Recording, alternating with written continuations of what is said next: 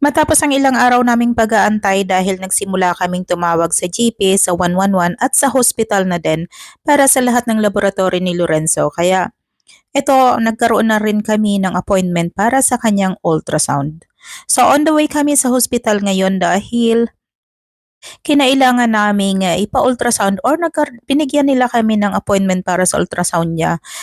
Bukod pa doon sa kanilang ginawang blood test sa urine sample sa kanyang stool sample, so binigyan pa din nila kami ng ultrasound appointment para nga makita kung saan nagmumula ang nararamdaman niya or saan nagmumula at bakit siya nagkakaroon ng frequently na pagdudumi. So nasa normal naman kung titingnan ang galaw ng aking anak dahil normal naman siyang kumakain at hindi lang talaga namin alam kung bakit siya nagkakaroon ng mahigit 10 beses na pagdudumi sa loob ng isang araw.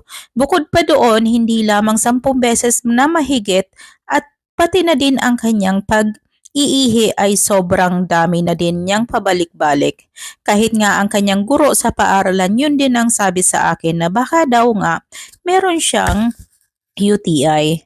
So, pina-check up namin siya sa doktor pero wala naman silang nakita at binigyan na nga din kami ng blood test kasi dinala namin siya sa hospital sa tulong na rin ng 111. Kaya dinala namin siya sa hospital at pinag-blood test nga siya.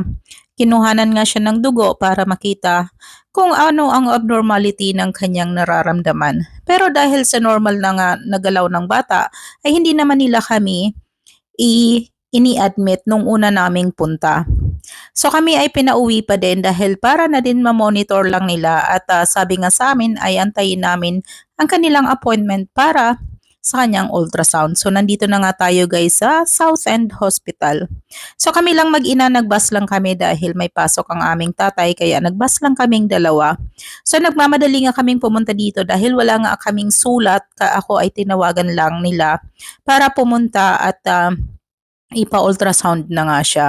So nandito na nga tayo sa loob, siyempre puntahan natin ang ating information para malaman natin kung saan ang way dahil hindi ko alam masyado ang paikot-ikot dito sa loob ng hospital dahil medyo may kalakihan nga din ito. Kaya hindi ko alam kung saan ako susuot. So dito tayo sa information area nila at nagtanong ako kung saan kami pupunta or saang way ako pupunta para makapunta kami kung saan yung ultrasound department nila. So nandito na tayo at hinahanap natin dito tayo sa hallway. Hindi gaanong busy dito sa hallway pero marami doon sa first floor. Doon talaga ang napakaraming nag-aantay na pasyente sa may emergency. And dito nga tayo na hinahanap natin yung elevator kung saan papunta yung ating pupuntahan.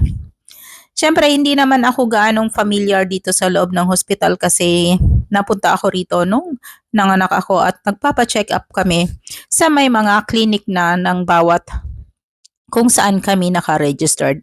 At dito nga tayo sa elevator kung saan pupunta or saan kami itinuro saang floor yung department na aming pupuntahan. At napakatahimik nga dito ng hallway na ito kasi syempre, hindi naman ito yung area na mas maraming tao. Habang tayo naglalakad papunta doon, syempre tingin-tingin. At kinakausap ko yung anak ko para hindi siya matakot sa gagawin sa kanya. Kasi first time naman niyang gagawin sa kanya yon at wala siyang idea. Thank you and follow for more.